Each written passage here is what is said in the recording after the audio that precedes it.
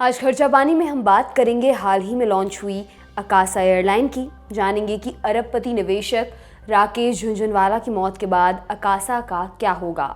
Experts के जरिए समझेंगे कि कंपनी की चुनौतियां क्या हैं और भारत की यह नई एयरलाइन आसमान में कितने वक्त तक टिक पाएगी। नमस्कार, मेरा नाम दिव्यांशी है और आप देख रहे हैं खर्चा पानी। भारत के वॉरेन बफे कहे जाने वाले देश के सबसे सफल निवेशक राकेश झुनझुनवाला की अकासा एयरलाइन अभी लॉन्च ही हुई थी कि झुनझुनवाला की असमय मृत्यु की खबर सामने आई। अब अकासा एयर के कारोबार को लेकर भी तरह तरह के कयास लगाए जा रहे हैं। इस बात को लेकर बाजार गर्म है कि उनके निधन के बाद अकासा एयर का क्या होगा। तो आइए समझते हैं क्या था झुनझुनवाला का अकासा मॉडल। अकासा झुनझुनवाला का ड्रीम प्रोजेक्ट था। इसी के चलते झुनझुनवाला ने अकासा की ताकत की झलक लॉन्चिंग से पहले ही दिखला दी थी। अकासा एयर की आधिकारिक लॉन्चिंग की तारीख यानी 7 अगस्त से पहले कंपनी ने टिकटों की बुकिंग खोली तो कुछ ही घंटों के भीतर इसकी पहली फ्लाइट के सभी टिकट बिक गए। इससे साफ हो गया था कि अकासा आसमान में सफलता की नई इबारत लिखने के लिए ही उतरी है। अकासा एयर के फाउंडर और सीईओ विनय दुबे ने हमारे सहयोगी बिजनेस टुडे से कहा, हमने पहले दिन से अपनी फ्लाइट्स के टिकट बाजार रेट से बेहतर रखने के लिए काफ़ी मेहनत की है। यात्रियों को कम कीमत पर बेहतर सेवाएं मिलें, इसके लिए हमने 2 साल से भी ज़्यादा समय लगाया। अगर हालिया आंकड़े देखें तो पाएंगे कि मुंबई से अहमदाबाद के बीच चलने वाली अकासा की उड़ानों की टिकट कीमतें अपनी प्रतिस्पर्धी एयरलाइन कंपनियों की तुलना में औसतन 22% से भी ज़्यादा सस्ती हैं। इसी तरह बेंगलुरु मुंबई रूट की बात करें तो अकासा का किराया बाकी समकक्ष एयरलाइन से करीब 5% कम है।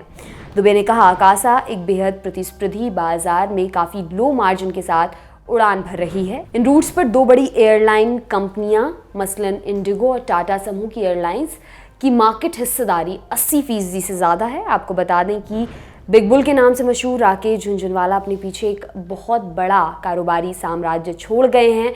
उनके परिवार में पत्नी रेखा झुनझुनवाला, बेटी निष्ठा झुनझुनवाला, बेटे आर्यमान और आर्यवीर झुनझुनवाला हैं। झुनझुनवाला की कुल संपत्ति करीब 46,000 करोड़ रुपए है। माना जा रहा है कि अब उनकी पत्नी साम्राज्य को अपने बच्चों के साथ मिलकर संभालेंगी। अकासा एयर में राकेश और उनकी पत्नी की कुल हिस्सेदारी 40% से ज़्यादा है।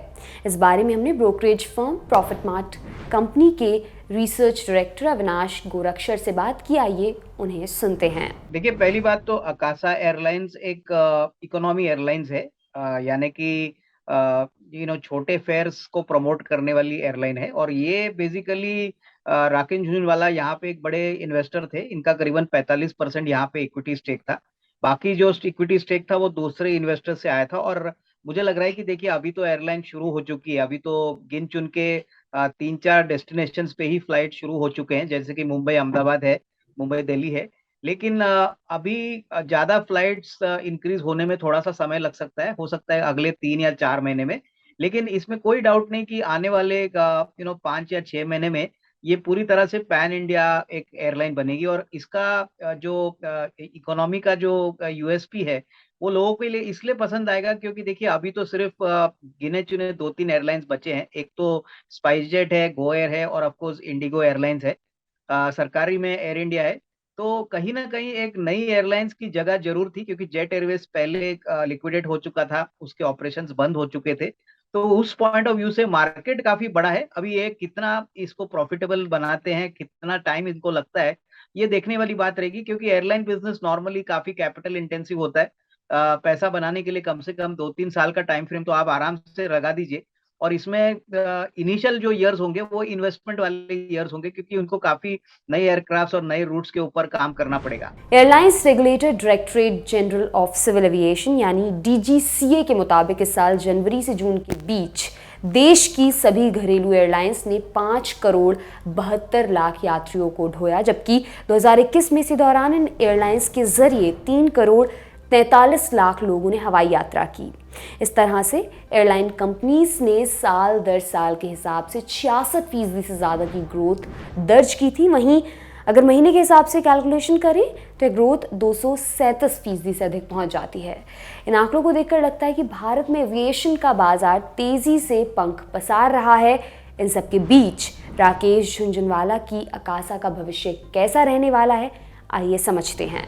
एविएशन एडवाइजरी फर्म एटीटीवी के मैनेजिंग पार्टनर सत्येंद्र पांडे कहते हैं कि अकासा की फाइनेंशियल कैपेसिटी और मैनेजमेंट टीम को देखते हुए यह उम्मीद की जाती है कि अकासा उन क्षेत्रों में एक मजबूत लड़ाई लड़ेगी जहां कंपनी अपनी उड़ानें शुरू कर चुकी है।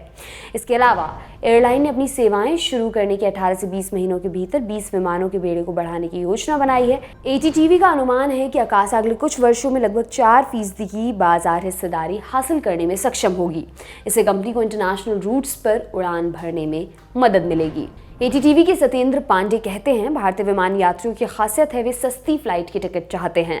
अगर यात्रियों को सस्ती टिकट नहीं मिलेंगी तो वह ट्रेन या बस से सफर करना पसंद करेंगे। लेकिन अकासा की यही खास बात है कि कंपनी बाकी एयरलाइंस के मुकाबले सस्ते किराए वाली फ्लाइट्स ऑफर कर रही है।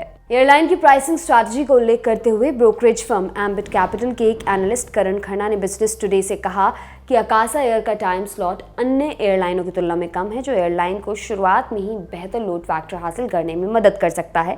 हालांकि अकासा एयर की चुनौतियां भी कम नहीं हैं।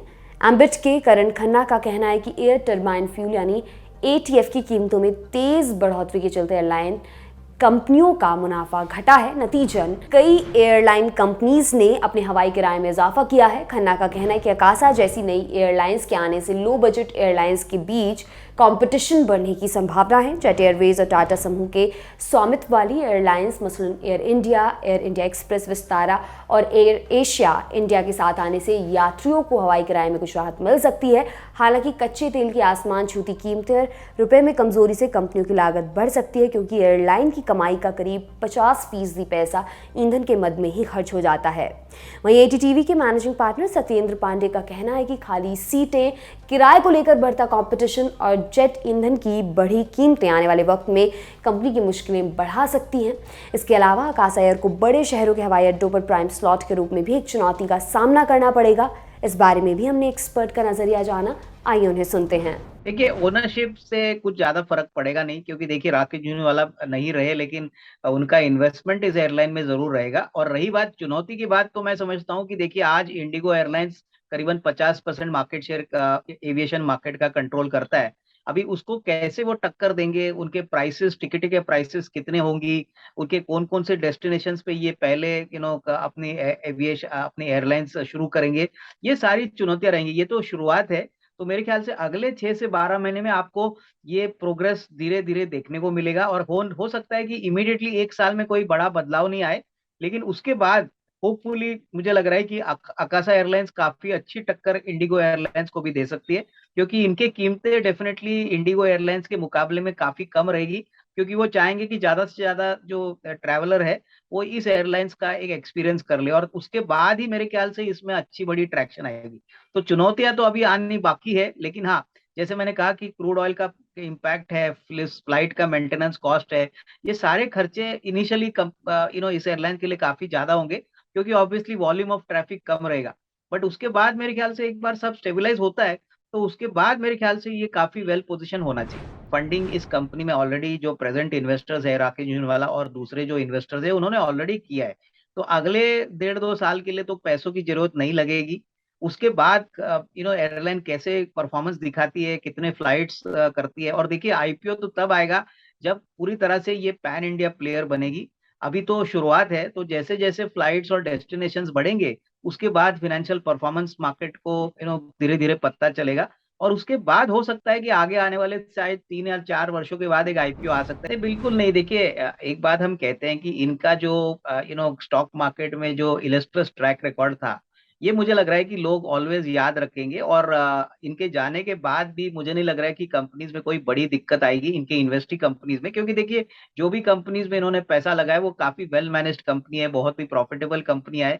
और अकासा एयरलाइंस की अगर हम बात करें तो इनका तो शुरुआत ही हो चुका है, तो अभी रास्ता आगे काफी लंबा है। और डेफिनेटली एविएशन सेक्टर में अगर ये ठीक ठाक तरीके से अपनी एविएशन की रिकॉर्ड और अपना परफॉर्मेंस अच्छा दिखाते हैं, तो डेफिनेटली आने वाले सालों में अकासा एयरलाइंस एक वेल पोजीशन प्लेयर हो सकता है। क्योंकि देखिए एयरलाइंस इतनी आसानी से लॉन्च होती नहीं है, काफी पैसा, कैपिटल, समय लगता है। तो ये बहुत ही बड़ा कदम उन्होंने उठाया। इसका जो भी फल रहेगा वो मेरे ख्याल से अगले 3-4 सालों में डेफिनेटली इन्वेस्टर्स को, और मेरे ख्याल से जो प्राइवेट इन्वेस्टर्स है उनको डेफिनेटली मिलेगा।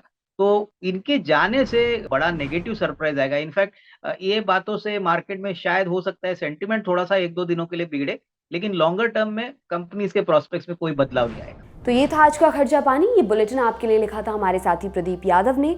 आप अपनी राय यहाँ कमेंट बॉक्स में ज़रूर दें। अगले एपिसोड तक अपना खूब ख्याल रखें। शुक्रिया।